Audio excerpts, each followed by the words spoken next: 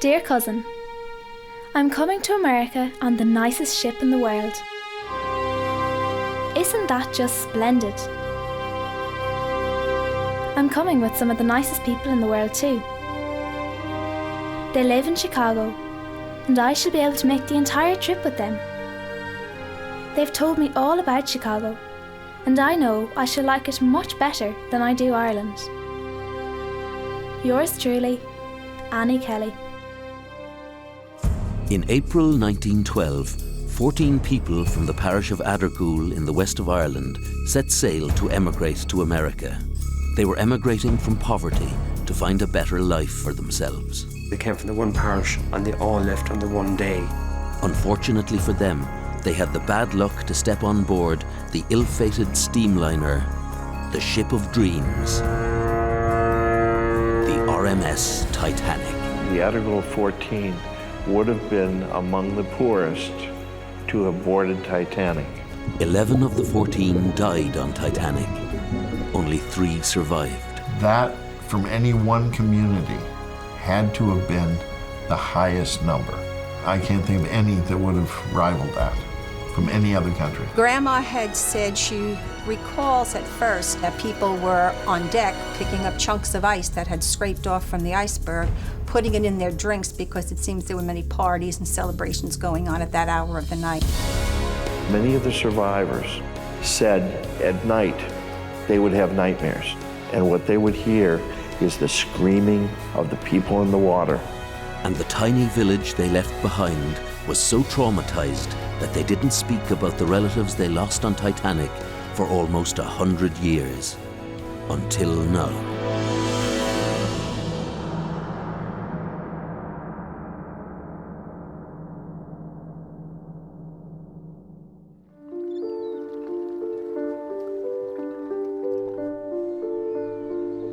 Addergoole is a small townland in North County Mayo on the west coast of Ireland. It's a remote but scenic area situated between the shores of Lough Conn and the foothills of Navan. At the heart of Addergoole is the tiny village of Lahardane. In 1912, the population of Lahardane was only 96 people living in 22 houses. The Addergoole story was one of the most tragic of the people's stories on Titanic. And it was the numbers of people that were involved. There were 14 young Irish people from Addergoole Parish in County Mayo. Of the 14, all but 3 did not survive the disaster. And this is a very, very high percentage of loss. The Addergoole 14 travelled together in 2 main groups. Catherine McGowan was related to Annie McGowan. Catherine lived in America and had returned to Addergoole to bring her niece Annie back with her. While she was at home, her tales of success in America encouraged the 14 to travel together with her as a group. It's just fantastic. She travelled around recruiting more people to go. She was obviously going to set them all up in certain jobs in Chicago if they came with her to Chicago. And being as successful as she was always very enthusiastic about this adventure. Annie Kate Kelly, her friend Delia Mahan, Nora Fleming and Bridget Donoghue already had plans to emigrate to America, but the prospect of travelling together with Catherine McGowan meant safety in numbers. Catherine Burke was a close friend of Catherine McGowan's. Catherine and her husband John were only married a year and had been childhood sweethearts. They realised that their only hope of living the life they dreamed of together was to emigrate. Dear Ellie, I suppose you've already heard of the fit I've taken. Well, I'll be sailing for America on the 11th of April with Kate McGowan. You'll be thinking I'm in terrible distress, but no, I'm quite happy going. When I sent you the shamrock, I'd no notion of going, no more than the man in the moon, but made up me mind all in a minute. I'm very short of time just now, as I'm busy as ever I can be. Kate McGowan is here. I'm going to a funeral. I must close with love to you from Catherine Burke. P.S. The name of the steamer I'm going on is called Titanic. Upon hearing of their plans, John's sister Mary Burke also decided to travel with them. Mary Mangan was also a friend of Catherine McGowan. She too lived in America and had returned to Addergoole to announce to her parents the news of her engagement to be married. Pat Canavan was 21 years of age, a rugged West of Ireland lad. He too was leaving Ireland in search of a better life. He travelled with his friend James Flynn and his cousin Mary Canavan, who was also James's stepsister. Mary Canavan's friend Delia McDermott travelled with them. They were the only group to go together, all together, from a parish, from any area in the country. Ireland in 1912 was a very tough place to live. It was a poverty-stricken country where people lived under a cold, wet climate. Large families of 10 or 12 people were crammed into tiny 3-roomed houses. Everyone was poor, and every member of the family worked around the clock just to survive. It was literally a hand-to-mouth existence. There were difficult times. There was no income around here. It was a poor, impoverished area, and the population were the same, poor and impoverished. It was a hard, tedious, mundane task to survive here, for everyone here. Because life was so tough, communities were very close-knit and they depended on each other completely to survive. Everybody knew each other well.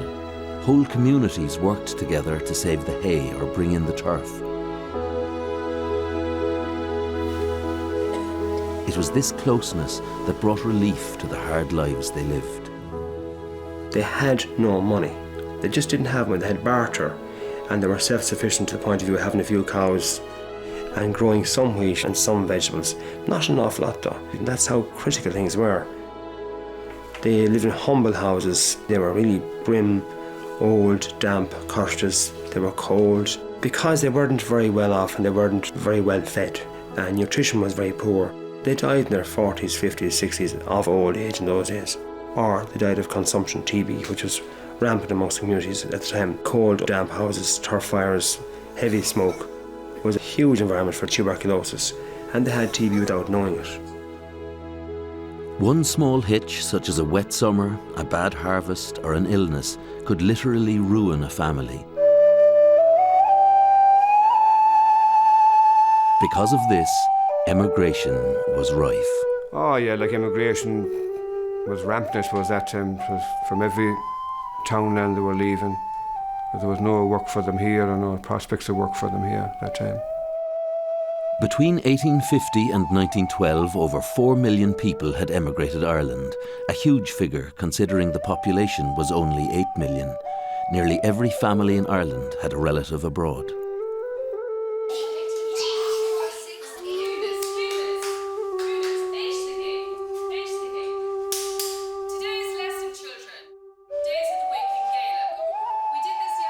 The education system was basic, and outside of cities, most people only received a primary education, and many never finished primary school. Emigrants left as young as 14. School records across Ireland show the scratched-out names of those marked "Gone to the USA." In fact, it became a fashion, a rite of passage. Families would proudly await and display photographs and letters from America, England, Australia. Kitty's Boarding House, Michigan Avenue, Chicago. At this time, nearly every family in Ireland had a relative abroad. New laws meant that only one child in a family could inherit the family land. Most families had between 6 and 12 children. This meant that the rest of the children, once they came of age, had to find work elsewhere. There was no work in Ireland, even in the cities, especially for poor, uneducated country men and women. Marriage or emigration was the only option.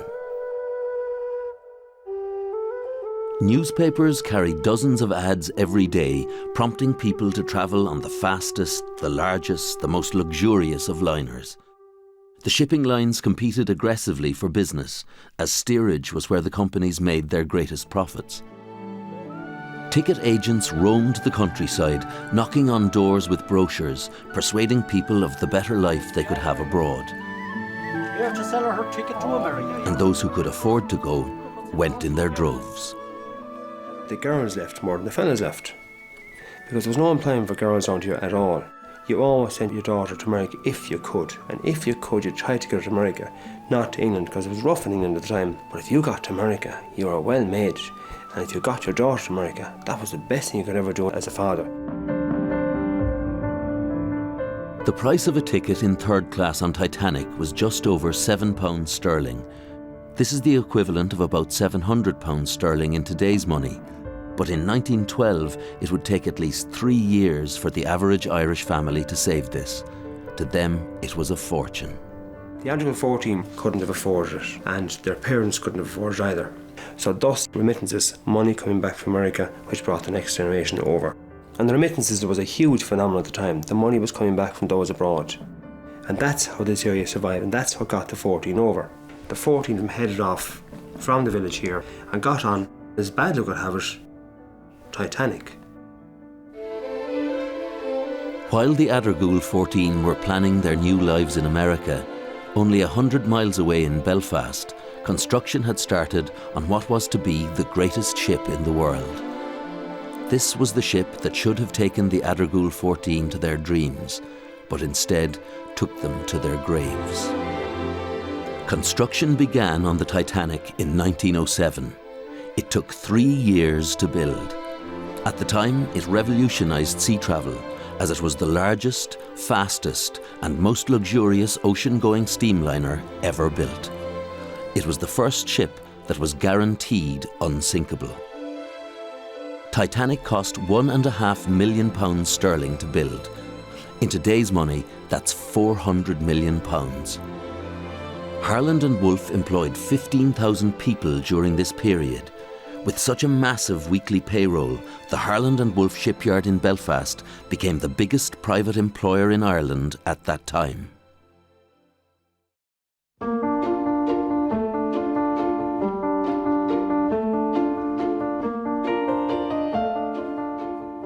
Dear Annie, I hope this letter finds you well. I am writing to let you know that I will be returning to Ireland for a holiday in a few weeks, and I'm so looking forward to meeting you. I hope that you will be returning to America with me. It's a lovely place to live. There are lots of opportunities in America. Jobs are plentiful. Yours faithfully, your loving aunt, Catherine McGowan. 14 was a considerable number. In contrast, when people left in ones and twos, they left all together as 14. Probably orchestrated by one person amongst them all, Catherine McGowan.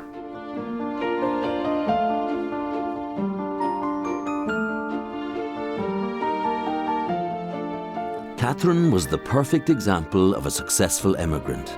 She had made it big in Chicago, having set up a boarding house providing room and board to the newly arrived Chicago immigrants. She was a rich entrepreneur and had returned to Ireland to escort her niece Annie to Chicago. Dear Auntie, I'm really looking forward to going to America. I'm very glad that you are coming to collect me. I'm looking forward to the opportunities ahead of me, and hopefully, with your help, I'll be able to find some work. Yours, Annie McGowan. When she returned to Addergoole, she returned a very different lady from the girl who had emigrated 22 years previously. Catherine was now a wealthy woman and returned dressed in finery and loaded with money and tales of the opportunities and riches that could be found in Chicago. Catherine knew all of the 14 and actively persuaded them to travel together with her to America. She told them stories of broad streets, jobs aplenty, and lives beyond their wildest dreams. One by one, she persuaded them all to travel together at the same time on the same ship. I'm related to Annie McGowan. When Annie finished school, she was in contact with her aunt, Catherine McGowan. The 14 would be very much excited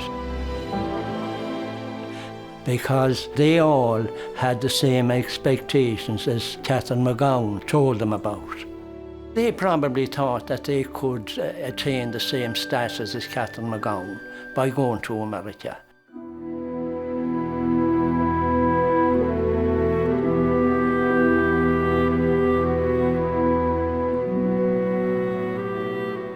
The week of the 8th of April 1912, there were 14 wakes held in houses across the townland of Addergoole.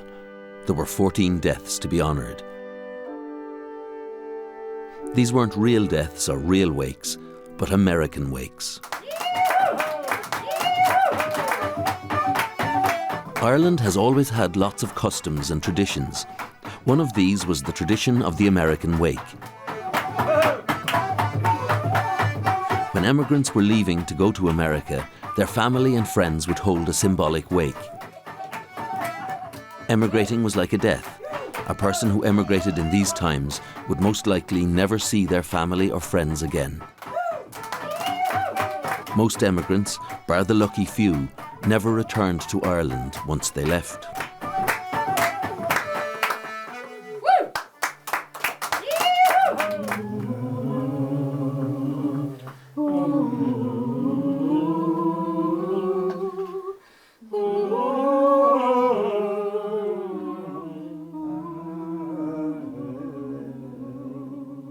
These were very emotional affairs and bittersweet, very sad for the family of a person leaving and for the person themselves. But also, the prospects of a better life were exciting.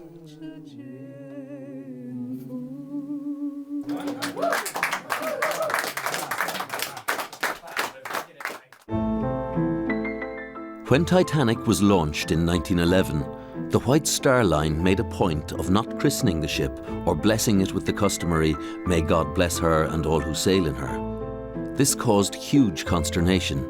At that time around Europe, it was considered unlucky to travel on any maiden voyage, and this act strengthened this feeling. Many very superstitious, the Irish included, looked upon this to a certain extent as flaunting God, saying God couldn't sink this ship. Wherever in the world there is poverty, there is religion, and Ireland in 1912 was no different. Because life here was so precarious, the Irish were very religious. They were also very superstitious. There was a lot of forewarnings about sailing on Titanic. Delia McDermott, for one, had had an experience about this herself. Only a few days before Delia left on Titanic, a stranger stopped her on the road one evening when she was returning home with friends. He told her that she'd be making a journey in a few days and that there'd be a terrible tragedy, that hundreds would die, but she would be saved. Other family members of Addergoole people also had psychic forewarnings, so to speak. The night before she left, Delia Mahan's brother read her tea leaves and allegedly told her there would be a terrible disaster on her journey and that she would die. But these weren't strong enough, I guess, to keep the people from sailing.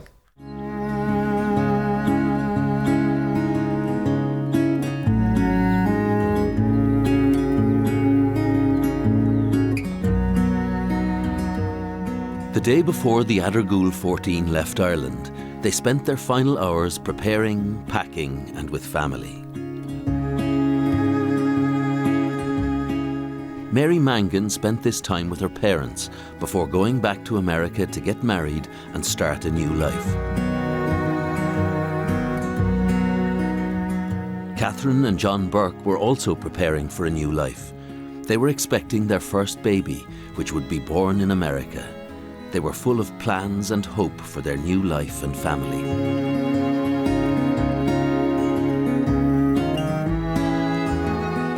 Delia McDermott's mother told her that to be a lady in America, she had to wear a hat, that all ladies wore hats there. She told her that to be a real American lady, one must arrive in New York wearing a hat and gloves. The day before Delia left, her mother took her to Hickson's shop in Crossmolina to buy her first hat and gloves.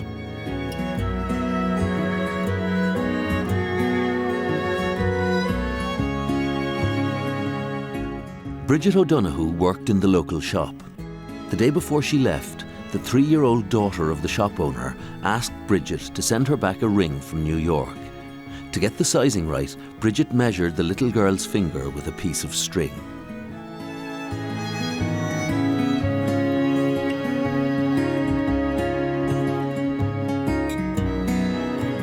James Flynn spent the afternoon with his sister, who was upset at his leaving. She had been deaf since birth, and James was the only one of her family or friends that could sign with her. He promised he'd send her a ticket for her passage once he got to New York.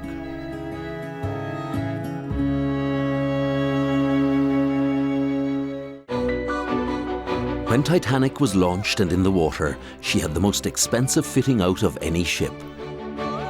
The facilities were state-of-the-art. A heated swimming pool, a gym completed with multi-gym machines, rowing machines and spinning machines. The famous Grand Staircase was hand-built from oak and mahogany by Belfast's master craftsmen. Because steerage class was where the shipping companies made their greatest profits, the White Star Line decided that Titanic would revolutionise this class. Steerage on Titanic was real luxury. It wasn't called steerage, it was called third class. And third class on Titanic was like second class on most other ships, and even as good as first class on some ships. The finished ship was resplendent, sleek and elegant, deemed the largest and fastest ship in the world.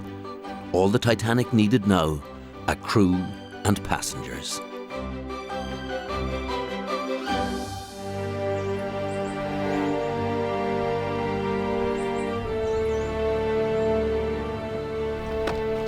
On the morning of April 10th, 1912, the Addergoole 14 made their way to Castlebar train station. Goodbyes were emotional. They faced a 14-hour journey to County Cork to meet Titanic, which was now preparing to leave Southampton, England.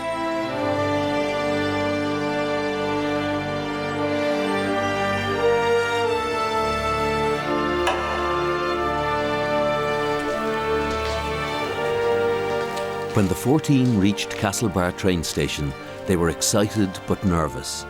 This was final, and they were now leaving home. 14 tickets to Queenstown.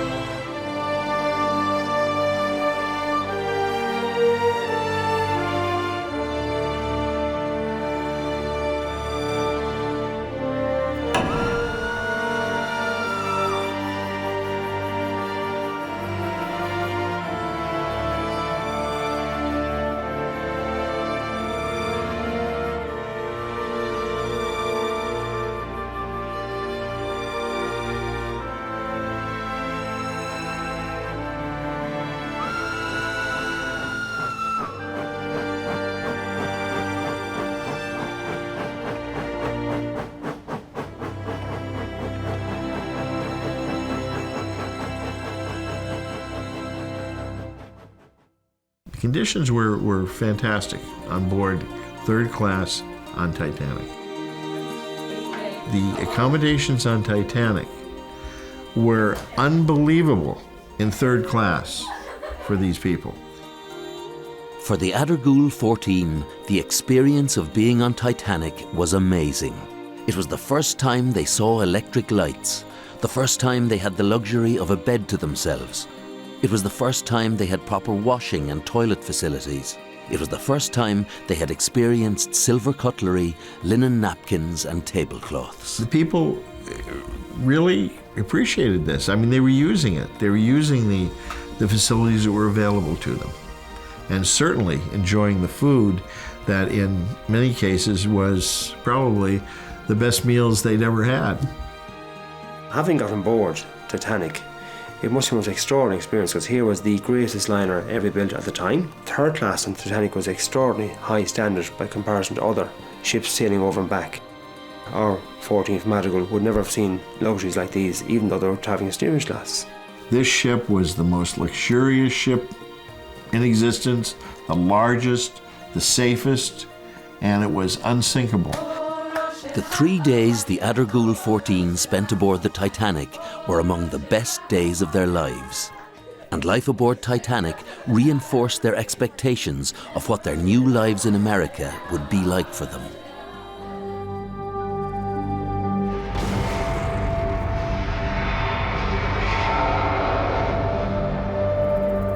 Annie Kate Kelly was my aunt. She was in bed when somebody woke her up and said the Titanic is sinking. She thought they were teasing her. But then somebody else came and they said, oh yeah, you've got to get out.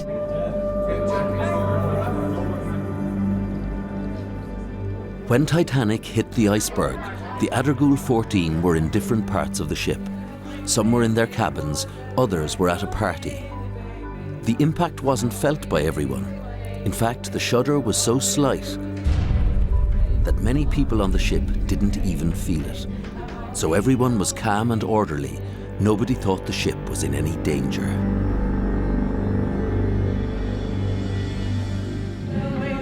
Grandma had said she recalls at first that people were on deck picking up chunks of ice that had scraped off from the iceberg, putting it in their drinks because it seems there were many parties and celebrations going on at that hour of the night. And most likely she probably considered there was no danger. Up until the disaster itself, these people were having a great time. They were having fun. They were doing things together. They were singing. They were dancing. When the Titanic hit the iceberg, this was 20 minutes to 12. Nora Fleming was celebrating her birthday, and she was singing on this fateful day.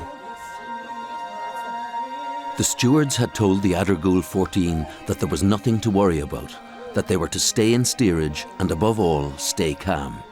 They were told that they would receive further instruction as soon as possible. Nora Fleming kept singing to help the situation and to help keep people at ease.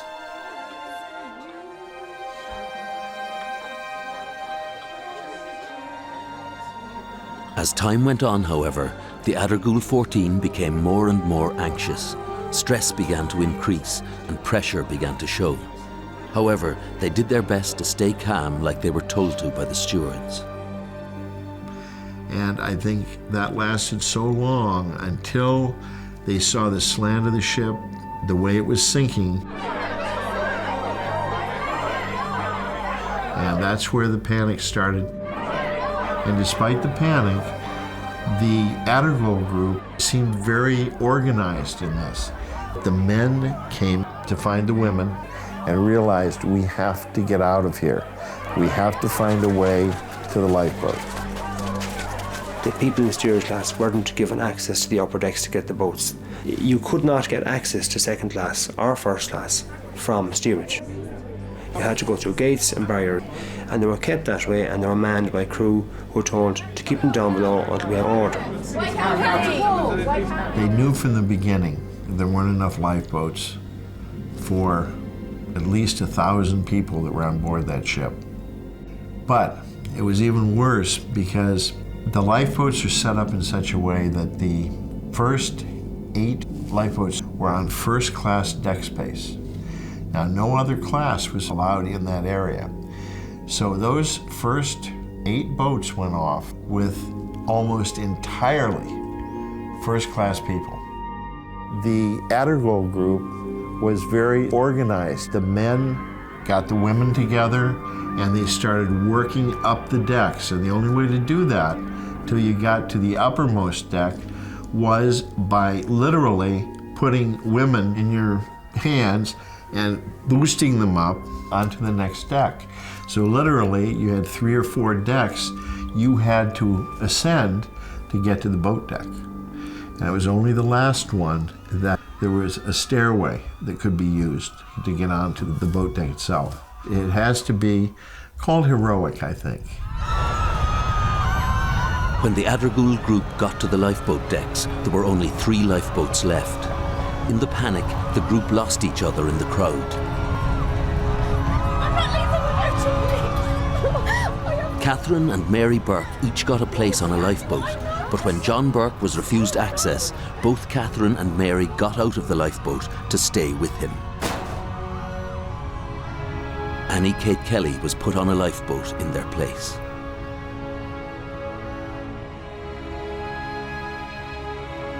I should not have been saved, except for Mrs. Burke's refusal to leave her husband. I looked up and saw my cousin watching, holding in his hands his rosary beads, which he raised to bless me. He was among the many that went down with the ship. On the other side of Titanic, Delia McDermott had got on a lifeboat. Then the most extraordinary thing happened. She realised she had left her hat behind her. She got off the lifeboat and returned back into steerage of Titanic to get her hat. When she got back on deck, all the lifeboats had gone. She then lowered herself down a rope and jumped 15 feet into the last lifeboat that was being lowered away. And she survived. The hat was something that was so important to her. It was the one thing that she had, that she valued, that she wanted to bring to America. I'm sure she thought, I won't be able to afford another one like that when I get to America, and I cannot chance it. So I'll take the chance and I'll go back and see if I can get it, and most likely not realizing the dangerous situation that she was in. On another part of the ship, Annie McGowan also managed to get a place on a lifeboat. I'm related to Annie McGowan. She remembered being grabbed, get in the lifeboat, and she was scared because she didn't know what was happening with her aunt.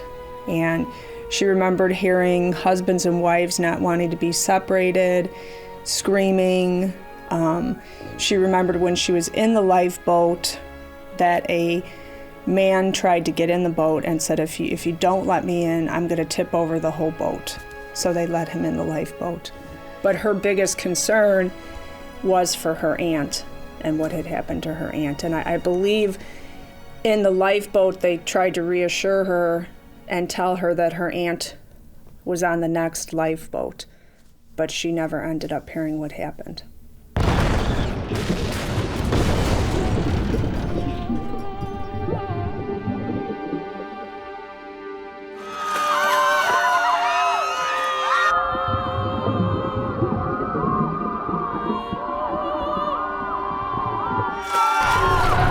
All of a sudden, she said it just busted in half, and she thought a boiler had broke, and that's what caused it, and that's when she said you really heard a lot of screaming.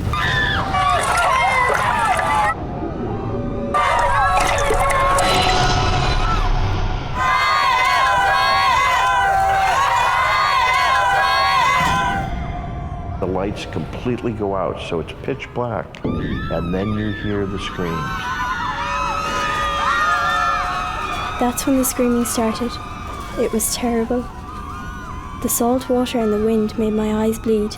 The screams of the passengers left on the decks drifted over the water.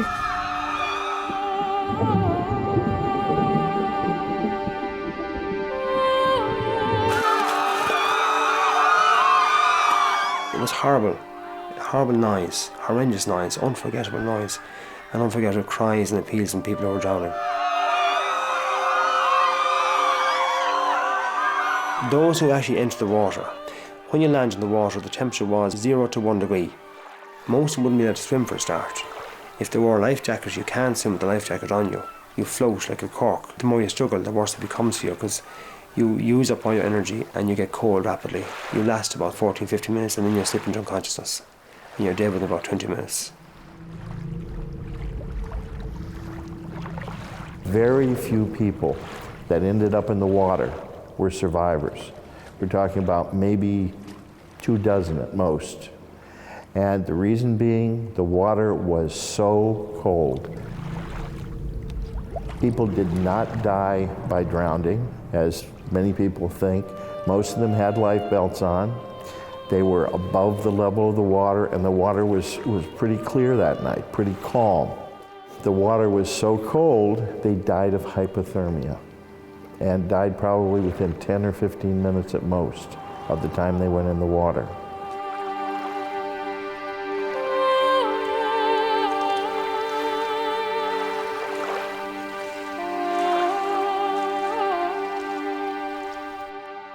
There were just a few stars out, there was no moon.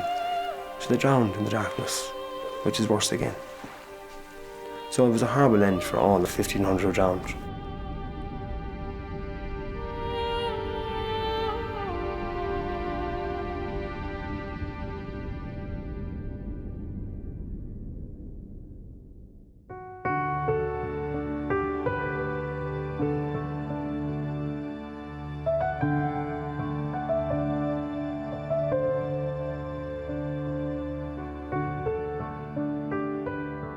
Of the Addergoole 14, only 3 survived Titanic.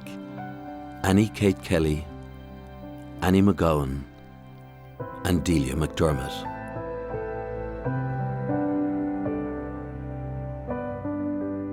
On arrival in New York, they were taken to St. Vincent's Hospital, where they remained for 2 weeks. All 3 were badly traumatized and very weak. Most of them got very good treatment from the hospital staff. They were kind of special people because of what had happened to them. But that wasn't necessarily true of the representatives of the White Star Line. Annie Kate Kelly was my great aunt. The doctor was quoted as saying he didn't think she would survive. Every time she closed her eyes, she would relive the tragedy all over again. She couldn't eat, she couldn't drink. She was just distraught, which was a real contrast from the way I knew her. I knew her as a very, forthright kind of person, very witty, and with tremendous strength of character. My mother was very, very stressed out, and according to her 2 aunts, they couldn't even talk about the incident at all, that she was very, very sick. Delia McDermott was my grandmother. She came on the Titanic with 2 girlfriends, and both of them perished. She was so traumatized by the sinking of the Titanic that anything that would remind her of it would cause her a lot of anguish. As these people were recovering at St. Vincent's Hospital, the White Star Line representatives very definitely took advantage of these people when they were ill, when they were not thinking properly, when they were in hysterics, and would go into the rooms and have them sign papers. And the papers basically said they would settle with the White Star Line for $25. No matter how much they had lost on board, no matter what kind of injuries they had had. In other words, they were signing off everything to the White Star Line that they could have sued for later for $25. Annie, from the White Star Line. We needed to sign this. It's for your ticket to Chicago.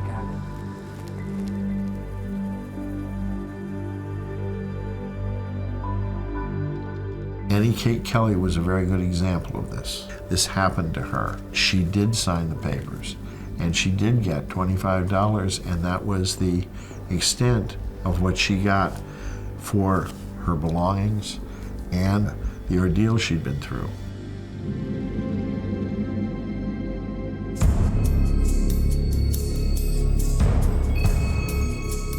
Mary Mangan did not survive the Titanic. Her body was discovered on April 22nd. It was the 61st body to be retrieved from the water, and it was easily identified because of the jewellery that had been found in her effects. In particular, there was a gold watch with her picture inside, and her name was engraved inside M. Mangan, and also engraved on the outside M. Mangan. She had her engagement ring that was listed in her FX, but later on there was a notation added that there no ring in effects, so the ring went missing at some stage. It was never returned to the family. Her body was buried at sea, her clothing was buried with her, and they returned her personal effects to the family. The reason that they buried some at sea and not others was because some of the bodies were too decomposed and would be difficult for embalming. There was still bodies being found floating until as late as June 1912, the same year. The bodies of the remaining 10 of the Addergoole group, Delia Mahan, Mary Canavan, Pat Canavan, Catherine McGowan, John Burke, Catherine Burke, Mary Burke, James Flynn, Nora Fleming, and Bridget O'Donoghue were never found.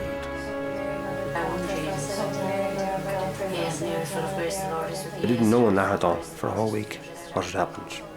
They got wind after 5 days, but the information was inaccurate for a start, and it was exaggerated, and then they couldn't give you the proper story. No one knew who drowned and who survived.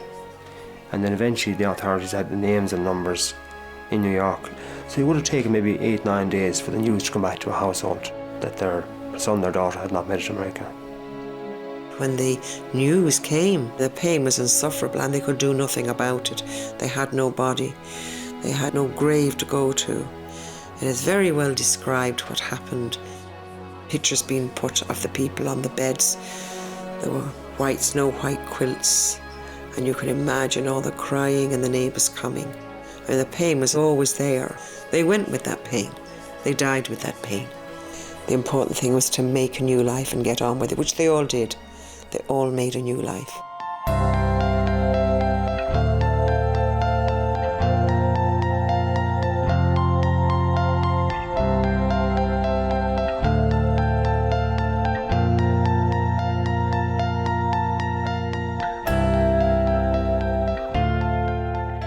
Graham and Mom and Dad. Had to be my sister's wedding, I'm sure.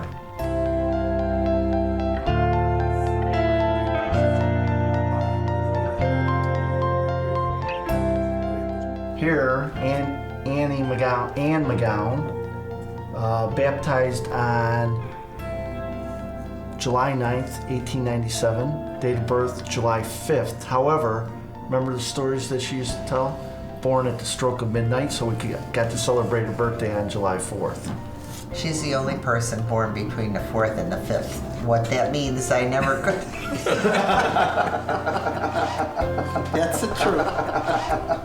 Annie McGowan was my grandmother. There's close to 100 of us that would not be here if she had not survived the Titanic. Annie McGowan was my mother. And when she came here, all she had was a nightgown, slippers, and a coat. She was sick for quite a while, and they were afraid that she would lose her mind if it was constantly brought up. And then, of course, her aunt had died on the ship. But once she started going on with her life and she got over the initial shock of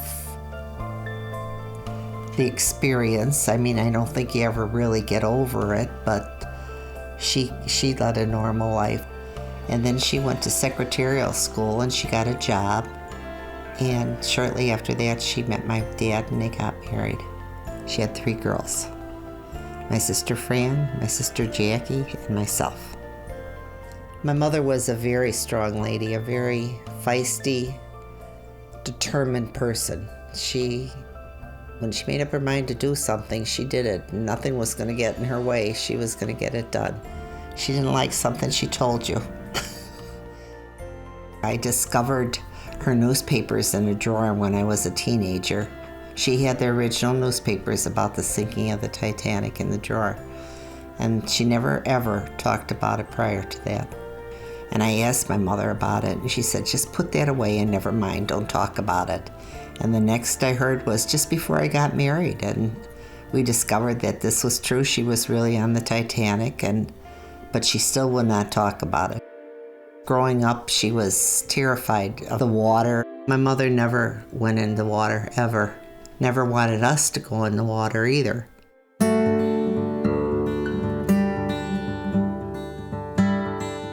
Delia McDermott was my grandmother.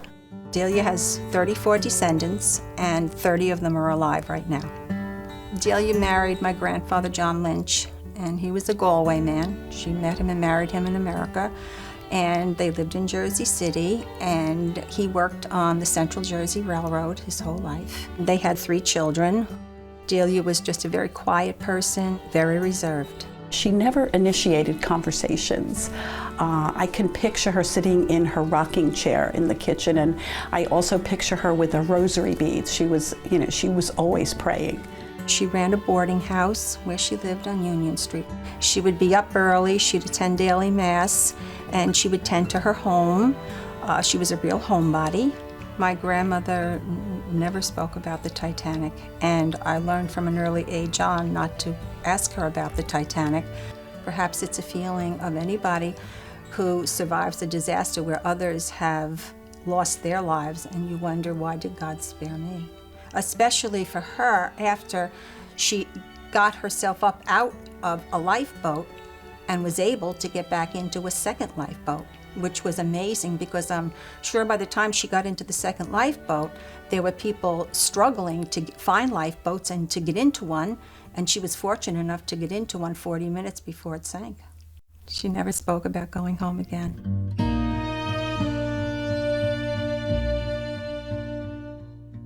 Annie Kate Kelly lived with her sisters. I think she was there for a time before she was able to pull herself together and you know, get out and get a job, you know. I probably saw her very regularly once I came here. Annie Kate Kelly lived and worked in Chicago as a milliner for 9 years. Then, as a direct result of her experiences on Titanic, she completely changed the direction of her life.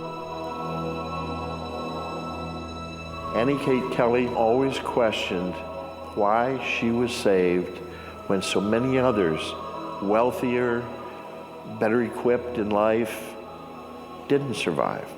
And she always felt a calling and ended up giving her life to the Lord and became a nun and was a teaching nun for most of her life.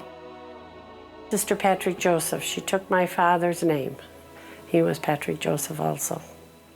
She said, well, I decided if I wanted to make a life for myself, I had to put the Titanic behind me and move on. She taught in many of the grammar schools in the Chicago area. She was a very straight-laced lady, very fond of family and very into her students. A lot of young people actually kept in touch with her, those whom she had taught until she died.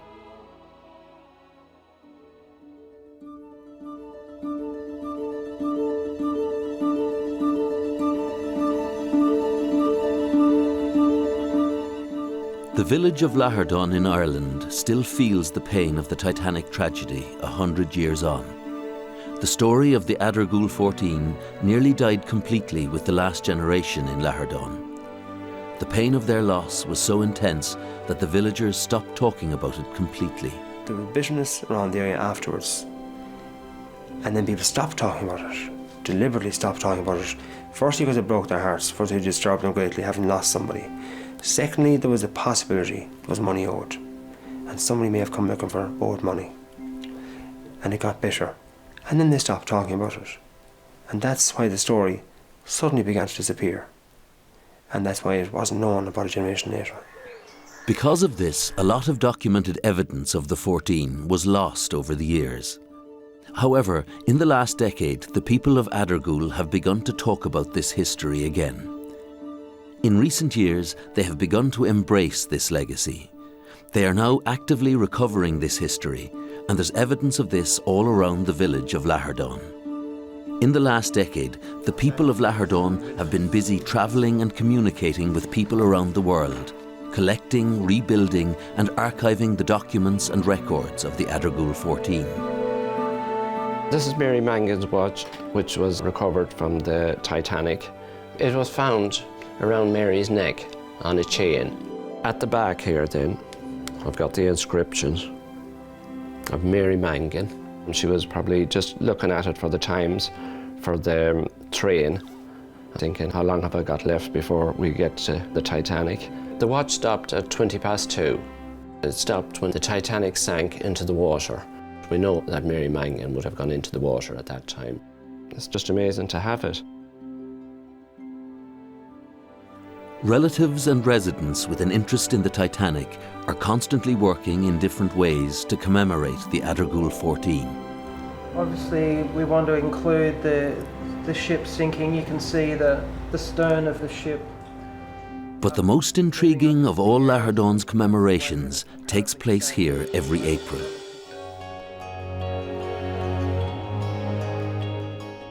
On the 14th of April at 2 a.m., a candlelit procession slowly winds its way through the village to the local church. Here a ceremony is held. This is a ritual created by the people of Lahardon to unite the community and help them to tell their story together. The story of how 14 of their ancestors left this village 100 years ago to seek hope and a better life in America, but never got there. At exactly 2:20 a.m., the time Titanic finally disappeared into the sea. The relatives of the Addergoole 14 ring the church bell for each of the 14. The people of Addergoole are telling their story once again.